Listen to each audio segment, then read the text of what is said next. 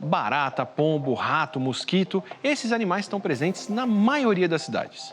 E vários outros bichos novos estão aparecendo ao nosso redor. Como foi a urbanização desses bichos? Como os grandes centros urbanos afetaram a evolução e como melhorar nossa convivência com eles? Tudo isso você vê agora no Hiperconectado.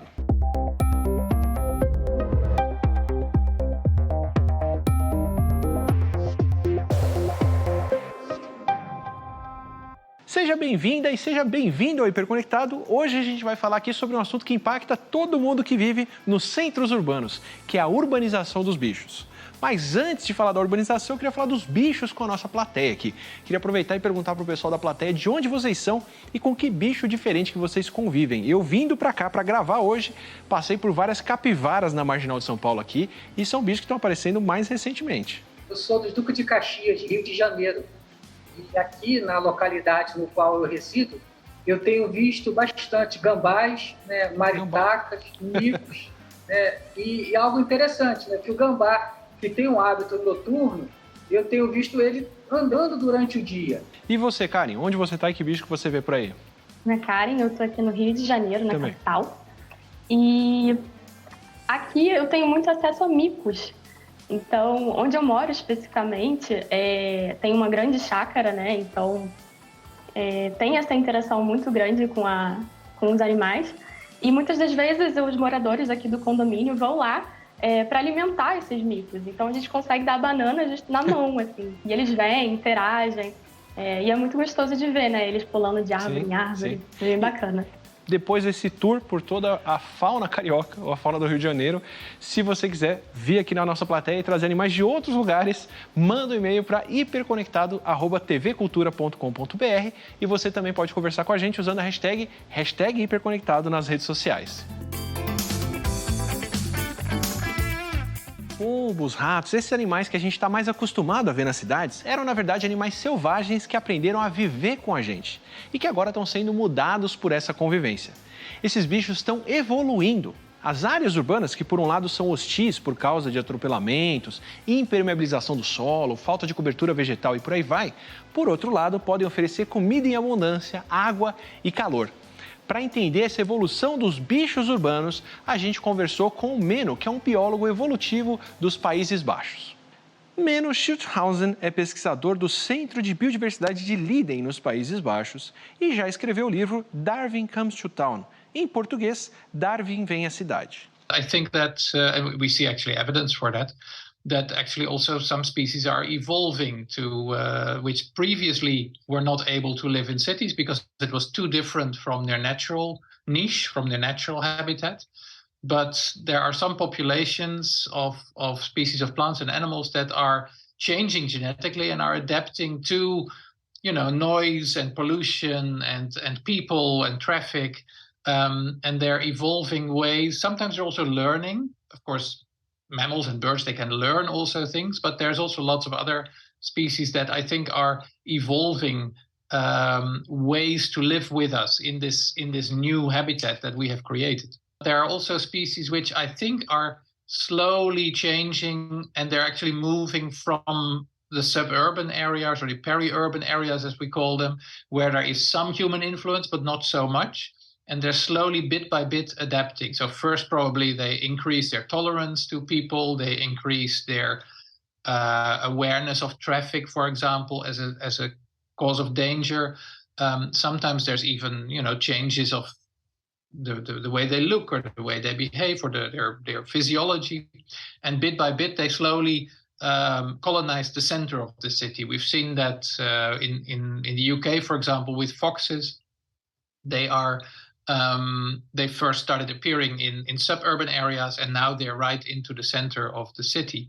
And when you measure the skulls of urban foxes, you also see that their skulls are evolving. Their snouts become shorter, their jaws become different because the diets, the food that they're eating, is becoming more and more human food. They don't feed on natural carrion or on wild birds or wild rodents anymore. They feed on leftovers from people, which is usually pre-cooked food. It's fatty or it's softer, so they're their jaws are actually changing and evolving because of this new food. It's very difficult to really separate the effects of learning and the effects of evolution, even in species that have been studied, because also the ability to learn is also genetic. So the ability to learn can also evolve.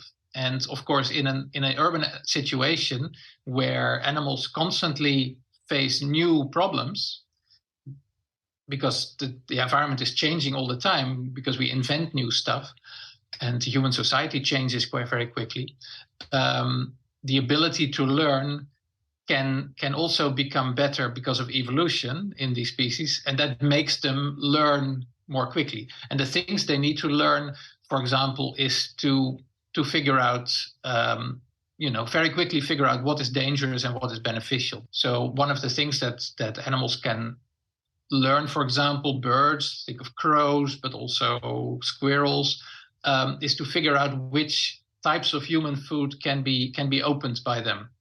Food packaging. You see that birds are very quick at learning to open, for example, these sugar packages that people leave on restaurant tables. They know how to open them. They know there's food inside. And they probably see other birds do that, and then they pick that up and they learn it very quickly. But I think it's also, so that is learning, but I think at the same time you see that these birds are evolving to learn more quickly than their natural relatives. In a forest, you don't find new problems all the time. If you know how to crack a nut, that nut is not going to change. It's going to be the same for thousands of years. So that trick, you don't need to learn new tricks every year in the forest.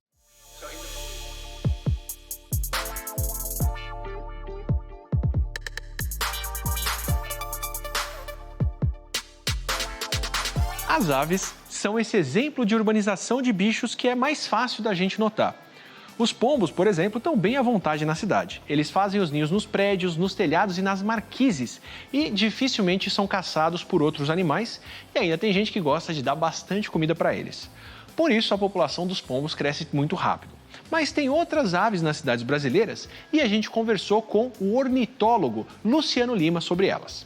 O Luciano é mestre em zoologia pela Universidade de São Paulo e atua como coordenador técnico do Observatório de Aves do Instituto Butantan. Acho que um dos animais mais marcantes para a gente perceber essa urbanização e essa diversificação de vida nas cidades são as aves, né? Porque a gente consegue ver, consegue ouvir. Elas estão praticamente em todos os lugares, isso é mais pura verdade. E num país mega biodiverso como o Brasil, em torno de um quarteirão em volta da casa das pessoas, independente de onde a pessoa mora, vai ter pelo menos 30 espécies de aves. Caramba, isso é o quê? Mais do que Reino Unido? Se você comparar com outros países, é muito grande. Mas se você tem um parque, se você mora numa rua arborizada, você pode botar 60 espécies. Nossa! Se você tem um parque mais arborizado perto da sua casa, facilmente você vai ter 120, 130 espécies de aves. O Ibirapuera tem em torno de 200 espécies de aves, que aí a gente pega o suprassumo ali do urbano, que é muito também, se parar para pensar, né? E tem aves desde bem-te-vi, cambacica, bichos que todo mundo conhece, mas de vez em quando aparece, por exemplo, uma araponga perdida que está em migração, vem para dentro de São Paulo. Tem algumas corujas, um bicho lindíssimo, mocho-diabo, tem um que ficou muito tempo ali no Ibirapuera. Tem várias espécies de sabiá, a gente conhece sabiá laranjeira, mas é muito comum nas cidades também o sabiá barranco e o sabiá poca, pipoca, milho que estoura, que o sabiá poca ele faz um... Que legal. É o nome de origem tupi-guarani. E você tem bichos incríveis. Tem, por exemplo, o suiriris, que é um parente distante ali do bem-te-vi, mas é um bicho que ele migra. As populações aqui ao sul do Rio de Janeiro, eles migram para a Amazônia e voltam todos os anos. E é incrível que esse bicho que você está vendo talvez no seu quintal, o suiriri também é um bicho super urbano. Às vezes tem ave que está no concreto, tem ave que está no fio, bem-te-vi, o suiriri. Tem ave que precisa de uma rua mais arborizada, com quintais. Por exemplo, a cambacica, que é um bicho que se alimenta das flores, algumas espécies de beija-flores. E tem ave que precisa de parques urbanos. Então, esse gradiente faz com que essas aves estejam na cidade. Aí, no caso do suiriri, voltando, que é um bicho super urbano, que você pode estar vendo na frente da sua casa agora, o suiriri, que está na frente da sua casa, ele não sai daqui, vai para a Amazônia e volta no outro ano, né? Eles vão sair daqui mais ou menos abril, março e voltam no final de agosto, começo de setembro. Esse que vai voltar, ele não vai voltar para o sudeste, ele não vai voltar para a cidade de São Paulo, ele vai voltar para sua casa. Esse bicho tem fidelidade de sítio reprodutivo. Ele vai para a Amazônia e volta para minha casa.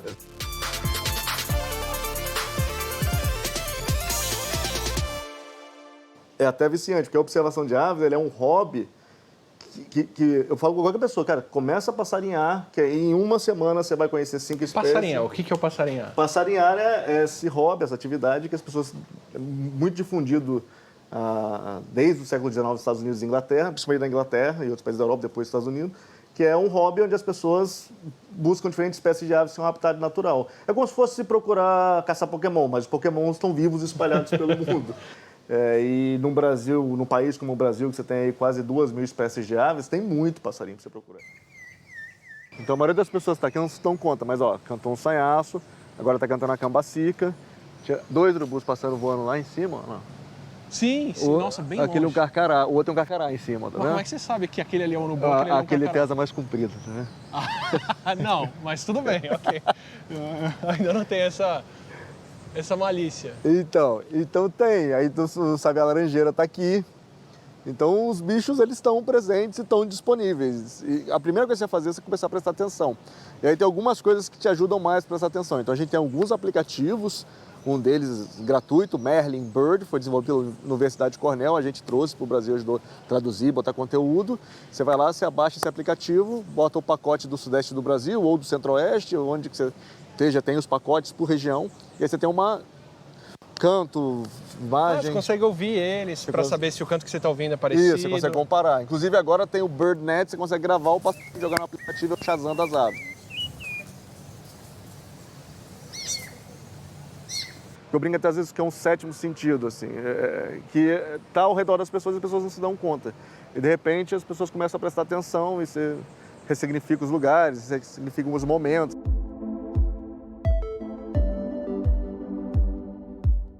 Falando em ressignificar lugares, não sei se vocês repararam no carro da TV Cultura ali atrás, mas a gente estava por aqui mesmo e já deu para ver muita ave assim. Eu aproveito para perguntar para vocês, aí onde vocês moram, tem muitas aves por perto? Tem algum passarinho que vocês já ouviram um canto diferente ou já repararam, já viram algo de diferente por aí? Karen? Aqui eu escuto muito o bem-te-vi. Sim. É aquele canto característico que a gente já reconhece de longe, tenta imitar, então tem bastante. Eu já vi também gavião aqui, inclusive na cadeira do dentista, o gavião apareceu na janela. Naquela situação mega... Não, foi na janela. Naquela situação mega desconfortável, né, que você tá com a boca aberta ali, com o dentista botando vários instrumentos na sua boca e me aparece um gavião, assim, que doido. De repente... graças a Deus ela conseguiu se segurar para não me machucar, mas foi uma surpresa, assim, bem interessante. E você, Ana, o que você tem ao seu redor? Aqui no Rio de Janeiro eu moro entre 2 parques naturais, o Parque Chico Mendes e o Parque Marapendi. E aqui a gente tem bastante sabiá, gambá, gambá não é passarinho, mas alguns animais saem do parque e acabam parando na casa das pessoas, tipo algumas jiboias. Tipo uma jiboia? Sim. Estava no quintal de casa de alguém? Sim, estava nas plantas, né, dos apartamentos que tem ao redor do parque. Caramba. Quer dizer, tá aí alguém que não estava contribuindo para a diversidade de aves, mas aproveitando e se alimentando de algumas delas, né? Sim, com certeza. Que legal. E você, Abdo? O que você já ouviu ao seu redor?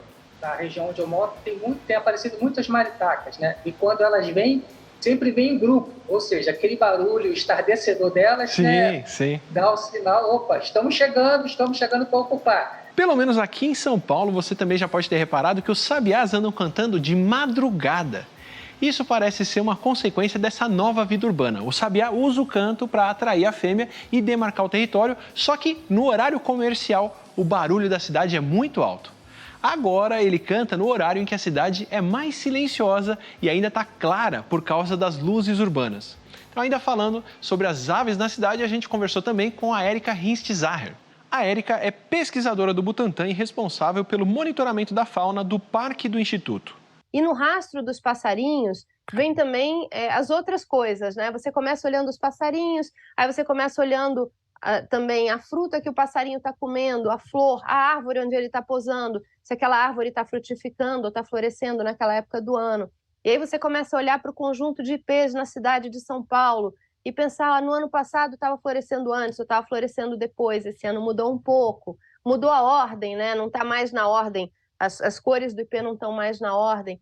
E a partir daí você se conecta com a cidade, com a fauna e a vegetação da sua cidade e começa a procurar outras áreas verdes e começa a ter um novo olhar para a conservação.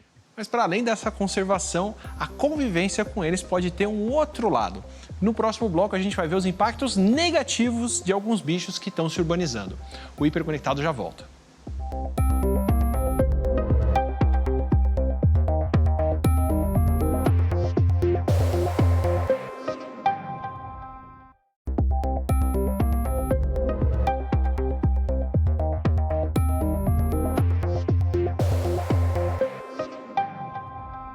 De volta com o Hiperconectado, hoje o nosso assunto é urbanização dos bichos e essa adaptação de alguns animais nas grandes cidades que também pode ter impactos negativos. A gente foi conversar com o Lincoln Susdeck e a Karina Ramos dos Santos sobre a evolução do Aedes aegypti, que é o mosquito da dengue. Se for falar especificamente de Aedes aegypti, que é o principal vetor de dengue e de outras doenças também, né, outros vírus como Zika, chikungunya, a gente percebe que desde a erradicação desse mosquito no Brasil, que foi lá pelos anos 50, depois de em algum certo momento, esse mosquito foi reintroduzido, reapareceu no Brasil, e a gente tem acompanhado nos últimos pelo menos 40 anos um aumento, uma escalada da infestação desses mosquitos nos municípios, da abundância desses mosquitos e, consequentemente, uma escalada, um aumento das doenças que eles transmitem também.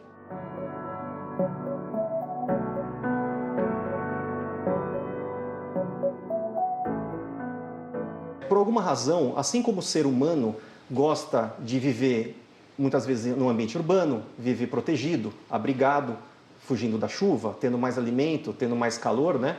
Os mosquitos também, alguns mosquitos também querem isso. E alguns mosquitos se especializaram a viver junto com o ser humano, que é o caso do Aedes aegypti, que está pelo menos há uns 4.000 anos acompanhando o ser humano, para onde ele vai, exato, e principalmente no ambiente urbano.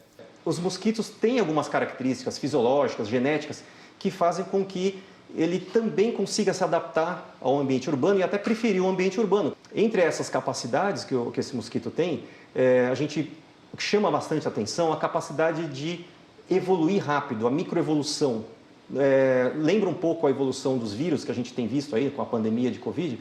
Mosquitos não evoluem tão rápido quanto o vírus, mas eles evoluem muito mais rápido do que nós. É como se o tempo passasse mais rápido para eles.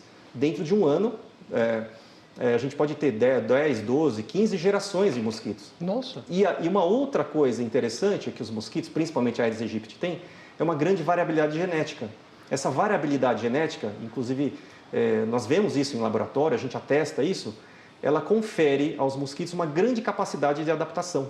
Então, eles se deram muito bem no ambiente urbano, conseguem sobreviver longe do ambiente silvestre, conseguem sobreviver, se reproduzir com pouca água, com o alimento que tiver disponível. E uma outra coisa fundamental que tem no ambiente urbano, que é muita gente, muitas pessoas. Os mosquitos adoram pessoas, principalmente as fêmeas. As mosquitas precisam de sangue para alimentar os ovos, quando elas ficam grávidas, quando elas precisam se reproduzir.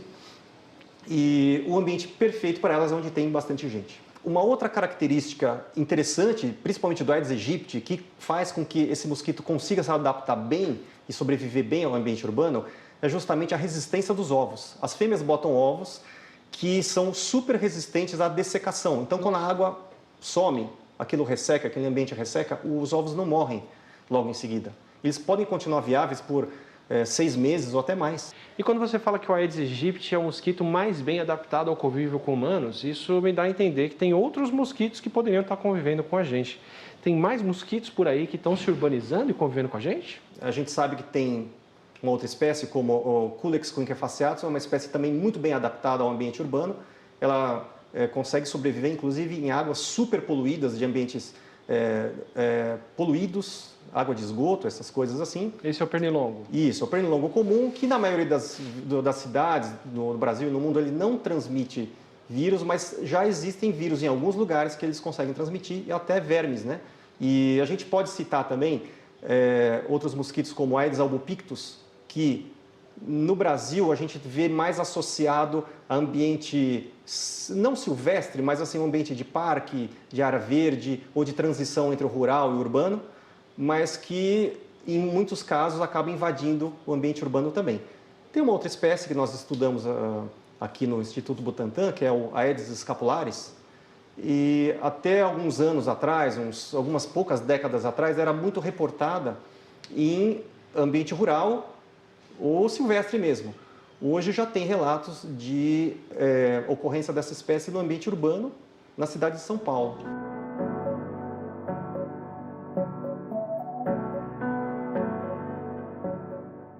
Karina, pelo menos eu tenho essa associação intuitiva de mosquitos com floresta, com mata, com árvores, essa noção de que tem mais mosquitos onde tem mais mata. Isso se confirma no que vocês estão vendo? Bem, isso é algo que muita gente acredita realmente, que em áreas onde tem mais mata vai ter mais mosquito. Mas o trabalho que nós estamos desenvolvendo agora em Santos, nós estamos vendo que não funciona bem assim. Na verdade, as regiões urbanizadas são aquelas que têm as maiores infestações de mosquitos, e as regiões que têm áreas verdes, nem que seja uma praça pequena perto da cidade, são aquelas onde tem as menores quantidades de mosquito. É como se ele quisesse estar perto da gente. Ele vem evoluindo dessa forma junto com o ser humano, perto dos domicílios, então ele sempre está próximo das residências. Em áreas de mata, nós estamos verificando que eles não chegam. Mosquitos à parte, tem muita coisa boa na nossa convivência com mais animais nas cidades. Na verdade, o ideal é a gente criar um ambiente urbano que traga mais deles para cá. Então, aproveitando isso, eu pergunto para vocês aqui na plateia também, o que vocês veem como uma mudança de urbanização legal para poder melhorar a convivência com os bichos? Por exemplo, com os bichos que você tem ao redor de vocês. O que tem de bom aí ao redor de vocês para vocês verem tantos animais? Eu sou a Amanda, eu sou do Rio de Janeiro também. E eu gostaria de ver mais parques e ambientes verdes, porque aqui perto de casa tem a Lagoa Rodrigo de Freitas, né? E sempre que eu passo lá eu vejo um bicho diferente. A Érica e o Luciano Lima falaram bastante para a gente sobre isso.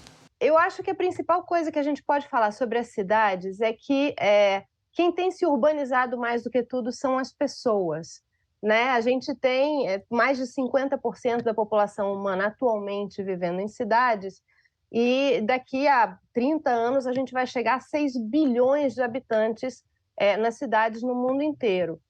E com essa quantidade de gente em cidades, as cidades se tornam o único lugar, ou talvez o melhor lugar, para reconectar as pessoas com a natureza.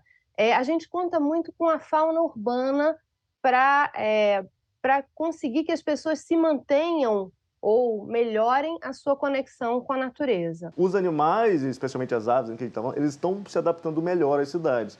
Mas isso não quer dizer que as cidades são um ambiente, digamos assim, propício ou benéfico para as aves. Você tem uma série aí de impactos. Então, sim, elas estão ficando mais frequentes, mas a gente precisa olhar isso de um jeito crítico também, porque isso não necessariamente pode ser uma coisa boa em muitos aspectos. Por exemplo, a questão da iluminação, a questão dos sons das cidades. As aves, elas se comunicam, elas utilizam muitas vocalizações para se comunicar. Então, em cidades onde você tem esse som grave, constante, barulho de motor, de helicóptero, de avião, enfim, as aves, isso dificulta a comunicação. Acontece com as aves o que acontece com a gente, todo mundo fica mais agitado, né? Na cidade. Você grita mais e passa logo o negócio. Exatamente, precisa passar. Então você tem vários estudos que mostram isso. E é impressionante, porque na natureza, passou um avião aqui, pessoal, então ele está falando isso. Na natureza, é comum você ver um passarinho, a cigarra, aí a cigarra para, o passarinho, ele aproveita. Ele sabe que se ele... gastar energia, vai gastar energia à toa. Se ele for vocalizar quando está passando a cigarra, é gastar energia à toa. Então, os bichos estão muito sensíveis ao som, muito sensíveis a todos os problemas. E a luminosidade também. Então, as aves, a gente tem aí esse fenômeno chamado coro da manhã, ou coro da madrugada, que pouco antes de amanhecer, tem várias hipóteses que tentam explicar, mas, na verdade, o que acontece é que pouco antes de amanhecer, como a luz não permite forrageio, permite a busca de comida, porque ainda está um pouco escuro, e também você tem pouco menos predadores, tirando, óbvio, as corujas, os predadores diurnos, as aves elas não têm muito o que fazer. Então, a teoria é que esse coro da manhã, que várias aves cantam, se você acordar às 5h30 da manhã, acordou com os passarinhos. Por quê? Porque os passarinhos estão cantando. E na cidade, a gente está artificialmente criando isso. Nos Estados Unidos, de novo, porque é de onde tem estudo, a gente tem um exemplo super interessante, embora trágico, que é o memorial das Torres Gêmeas. Ele tem um jogo de luz lá. São as luzes que simbolizam as torres, exatamente, né? Exatamente. E o que acontece é que 11 de setembro é o auge do período de migração, no caso lá, outono, né? A migração de outono. Então, você tem várias aves que elas são direcionadas para dentro de Nova York porque elas seguem essa luz. É um fenômeno conhecido até antigo. Os faroleiros, quem trabalha em farol de navio, farol, né, sabe que bate passarinho no farol. Só que nos Estados Unidos eles conseguiram, eles têm um sistema de monitoramento de aves por radar, na verdade é o mesmo radar utilizado para monitorar a tempestade, aparece o que a gente chama de ruído no radar, são as aves, que são milhões e milhões de aves migrantes, aparecem no radar. Então, noites muito propícias à migração, eles estão desligando, inclusive, a iluminação do Memorial das Torres Gêmeas para... É um respeito interessante, mínimo, né? Sim, muito, muito. E além disso, a gente tem o problema dos gatos. Sim.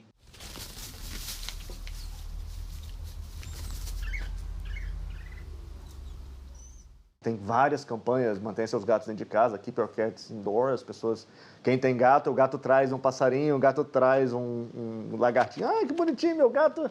Só que isso é um impacto absurdo. Só nos Estados Unidos, agora tem uns dados surgindo para a Europa também, apontam que os gatos matam 1 bilhão de aves por ano. Por ano? Por ano, só num país, só nos Estados Unidos. Então é um impacto absurdo. E você não precisa não ter gato, você pode manter seu gato dentro de casa, você pode colocar um colar colorido no gato que você acaba com o efeito surpresa. Você pode colocar um sininho no gato que você acaba com o efeito surpresa, que o gato ele caça o passarinho no efeito surpresa. Então, se você tira o efeito surpresa, você diminui. A gente está acostumado a pensar em evolução como aquela coisa que acontece lá fora, na natureza, e que leva muito tempo. Mas as nossas cidades já estão tão grandes que elas são um novo ambiente onde a vida pode evoluir diante dos nossos olhos. E essa integração de vida selvagem nos grandes centros urbanos só deve aumentar. Por um lado, as cidades se tornam grandes laboratórios para a gente poder estudar essa nova ecologia. Mas, como os mosquitos de Santos podem mostrar, para esse aumento da fauna urbana ser mais positivo, a gente precisa dar uma mãozinha e trazer mais natureza para dentro das cidades. O que é bom para os bichos também pode ser muito bom para a gente. Aproveito para me despedir da plateia, dar um abraço para vocês, falar que eu adorei saber dos bichos que estão cantando aí ao redor. Semana que vem eu volto com mais um Hiperconectado. Até lá!